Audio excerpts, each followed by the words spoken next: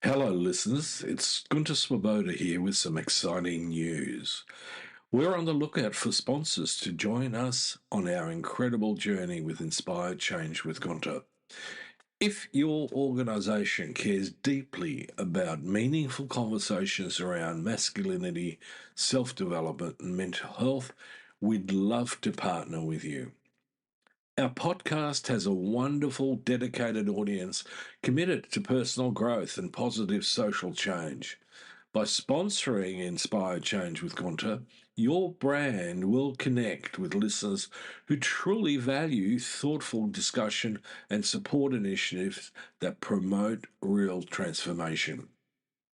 We're incredibly proud to be ranked number one in Australia and number 5 in the USA on FeedSpot's top men's mental health podcasts. For more information on how to become a sponsor, please reach out to Miranda Spiegner Sapon, our showrunner and executive producer. We'd love to explore how we can work together to inspire change.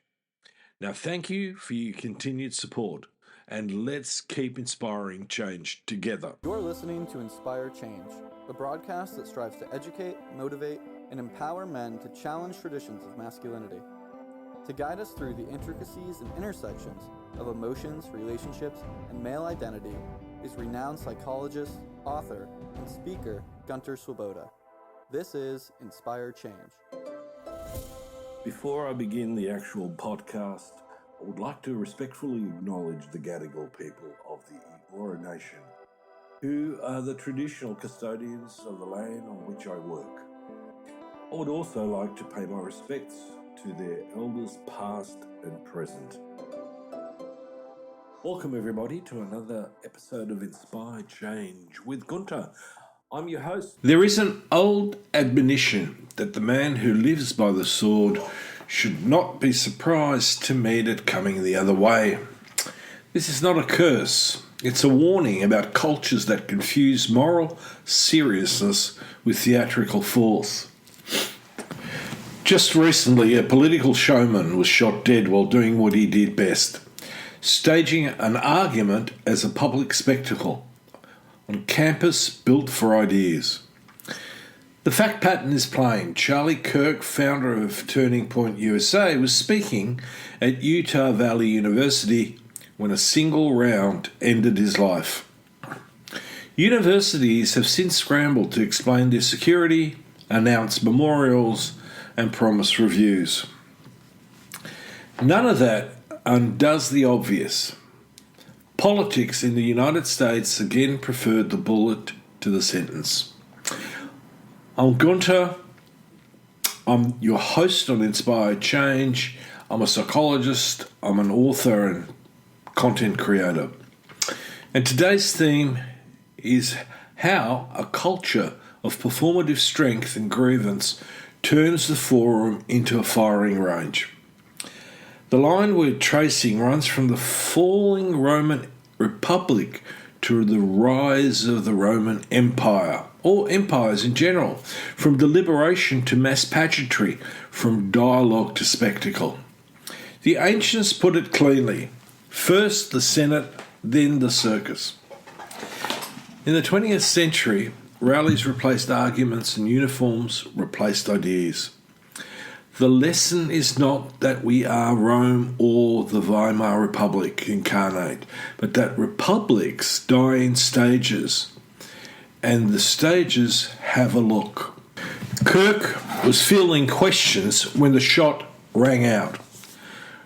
Reporting indicates that he'd just been sparring with a student about transgender people and mass shootings. If it wasn't irony, it was at least the theatre of our time. The set-piece campus confrontation, the camera phones raised, the questions circulated for virility, the answer delivered for the clip. Then the crack, then the chaos. The suspect, a 22-year-old, was later identified and arrested. Investigators, however, are still trying to sort out motive from rumour. Utah Valley University has since commissioned an external review of its security and messaging. Good. Universities owe their citizens more than vigils. They owe them competence. Now, the maxim about the sword is not a moral ledger. It does not say the victim deserved it. It says the environment matters. When a politics glorifies in hardness, in combativeness, then we need to take a hard, long look at what's going on. Now, there should be restraint, but the empire treats mercy as a weakness. It lowers the threshold for force. Kirk helped design that environment. He didn't hide it. He once described empathy as a made-up New Age term. Now, you can agree with his critique of sentimentality and still see the cost of mocking the capacity that lets us inhabit another mind before we pass sentence. He also argued that execution should be public, even an initiation for the young, ceremony as pedagogy, violence as civic catechism. That is not merely a policy view, that is an aesthetic. The state's lethal power becomes theatre, a lesson taught with a stage and a crowd. You don't build such a stage and then act shocked that others, less credentialed, try to climb onto it. Kirk understood the medium. He made campuses into arenas. In one of his more polished lines about higher education, he lamented what he called the shift from tolerating opposing ideas and a respectful debate to obscene bully tactics from the left. He was not wrong that the culture of intimidation exists, but it's ironic that he was one of the main proponents. But his answer was not to re-sacralise argument, it was to professionalise the counter-pageant. The travelling circus versus the resident circus. Look at the choreography that followed his death. A memorial that behaved like a revival fused with a campaign rally. Church meets state. Speeches that canonised the fallen as a martyr for freedom. Horst Wessel comes to mind in the Third Reich. A movement quick to convert grief into mobilisation. Again, this is not a claim about causation. It is a point about form. The Republic, at its healthiest, is allergic to spectacle.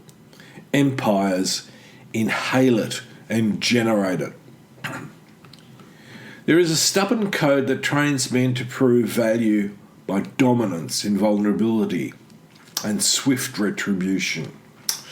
Call it a patriarchy of posture if you have to, but give it its due precision. It is a cultural script that equates worth with command and equanimity with softness. Kirk named the casualties of that script the Lost Boys of the West, and he wasn't entirely wrong, but his cure, reviving a combative ideal of manhood, misreads the disease. Boys don't need more theatre of force. They need apprenticeship in restraint, negotiation, and a slow heft of responsibility. When political entrepreneurs trade in humiliation, when applause lines depend on finding the next out group to club, men who are hungry for meaning will imitate the club. This is how a culture of domination eats its young. The code rewards hardness, then punishes the hand when hardness comes back with interest. Walk the historical arc. In the late Republic, the older Roman rhetoric of deliberation gave way to the military parade that triumphed through the forum. Bread, circuses. The audience moved from benches to bleachers. A republic of law thinned into a plebiscite of cheers. 2,000 years later, Europe's most literate country built cathedrals of sound. The microphone learned to shout. the crowd learned to answer. The uniforms sharpened the jawlines. Politics became a mood with banners. We do not honour victims by pretending we live in Rome or 1933. We honour them by noticing the warning lights. We have grown to love the spectacle of politics more than its substance. We've traced arguments for episodes, institutions for influences, and laws for slogans. Clickbait. That trade is corrupting the citizen and inflaming the crank. Consider the campus format that made Kirk famous. The portable dais, the cue at the microphone, the adversarial prompt. It is styled as a debate but functions as a contest. It flatters all participants, including the heckler. It is designed to be clipped and shipped. The point is not to pursue or persuade the long, quiet middle. It is to feed a tribal appetite. This is why the same events produce the same quarrels in every city.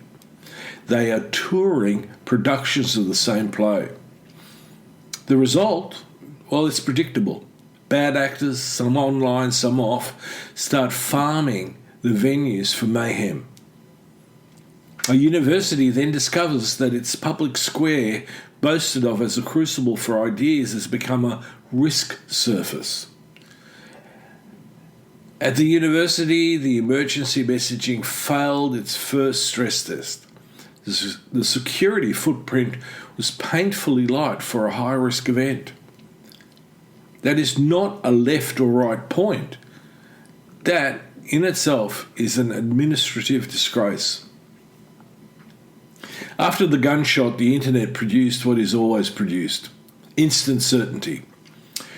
Theories bloomed faster than facts. Identities were guessed, genders were weaponized, and false attributions propagated at industrial speed. Even major outlets had to retract flourishes that they should never have printed. The culture of spectacle makes patience feel like cowardice. It makes ignorance feel like insight. Kirk's critics will exert him forever. Much of it will be unfair, some of it won't need the help. On empathy, he was explicit, made up, new age term. On punishment, make it public, even initiatory. On the campus mood, debate replaced by bullying. On young men, lost boys. Here is the mirror, a politics that belittles empathy, theatricalizes state violence, and reduces education to tribal combat will not produce virtuous men. It will produce spectators, and spectatorship, however loud, is by no means character. What then is the civic discipline that keeps a republic, a democracy, from sliding into its arena? Well, firstly, we need to consider argument over outrage. If your politics require the constant invention of enemies, it is not politics, it's entertainment. Secondly, institutions need to come before idols. If one man's death becomes the sacral fuel of your movement, you have a cult, not a party. And we need to consider mercy over posing. Mercy is not softness. It is power with brakes. Any code that treats compassion as counterfeit will eventually justify cruelty as courage. Remember the Third Reich. If those sound quaint, then that's indictment. If we have grown so used to militancy as a mood that moderation reads as treason, we're already too late. So, a message to the right. If you insist the nation is a permanent emergency, your base will behave like a militia. You cannot baptize anger for a decade and then recoil when a man carries your liturgy to its own logical conclusion. To the left, if you treat campuses as quarantine zones for acceptable opinion, you will radicalise your opponent and infantilise your allies. A culture that polices speech will always tempt the theatrical counterpunch. To universities, security is not censorship. Failing to protect a controversial event is not neutrality, it is negligence. If you do not wish to host the circus, stop issuing permits for the tents. If you do, then staff it like an airport. Some of you will ask whether Kirk's organisation should press on with its tour. It doesn't matter, they are going to in any case. They've weaponised it. The machine is already rolling. Perhaps it must. Movements live by momentum. But the choice before us all is simpler. Do we want to be citizens or fans? If citizens, then we must recover the dull art of listening, the discipline of evidence, and the patience of constitutional life. If fans, then fetch the drums and roll the cameras now. The Empire's aesthetic is already for you. Remember Leni Riefenstahl. So he who lives by the sword is not a prophecy, it's a civic rule. Build a politics on domination and you will get more of it. Build politics on argument and you might, on a good day, get a republic and a democracy. I'm Gunter, this has been Inspire Change. If you found value in the argument, share it with someone who needs fewer slogans and more sentences. And for the men listening, strength has a higher form than hardness. Learn that lesson. So this is me signing off for another episode in a week's time. I hope you found this valuable. Love to hear from you.